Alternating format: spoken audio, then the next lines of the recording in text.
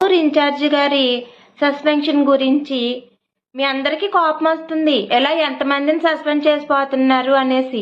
ఆ కోపాన్ని నా మీద చూపించుకుంటారా బాబు, మీకు పుణ్యం ఉంటుంది. ఎందుకంటే మాకు పదవులు ఉన్నాయి కానీ జిల్లా వాళ్ళు మేమేమి గ్రామ స్థాయిలో సమస్యలను అక్కడి వరకు తీసుకెళ్లలేము. రాష్ట్ర స్థాయి వాళ్ళకి ప్రోటోకాల్ ఉంటుంది, వాళ్ళని ప్రశ్నించండి. ఎందుకంటే మీలాంటి మనిషినే నేను కూడా. నా పరిస్థితి కూడా అధ్వానంగానే ఉంది. మీరు ఇంకా నామినేటెడ్ పోస్టులు రావట్లేదని ఫీల్ అవుతున్నారు.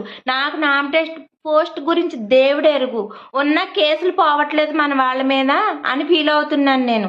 ఎందుకంటే నేను కూడా కేసులో ఇరుక్కున్నాను, నాలో చాలా మంది ఇరుక్కున్నారు, మగవాళ్ళు జన సైనికులు, వీర మహిళలు కూడా. నాకు జనసేన తప్ప వేరే తెలీదు. ఈ కేసు పోవడానికి నాయకులకు ఫోన్ చేయండి, పెద్ద నాయకులు మాట్లాడితే పోద్దంటున్నారు, ఒక్కరు స్పందించట్లేదు. నా బాధ ఎవరితో చెప్పుకోను.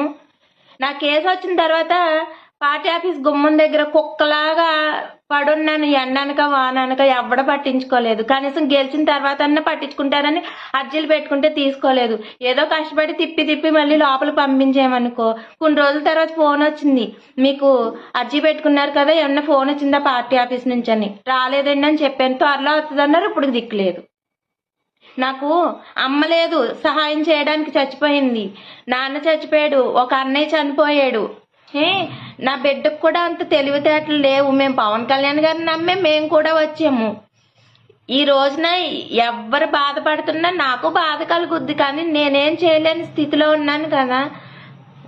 తెలిసి తెలియక మనం ఎవరినైనా బంధువులను అడుగుతాడు, ఏ పార్టీ వాడో ఏ రకంగా ఉపయోగించుకుంటారో అర్థం కాక అక్కడి నుంచి మన మీద ఏ నిందలేస్తారో కూడా తెలియని పరిస్థితుల్లో ఉన్నాము.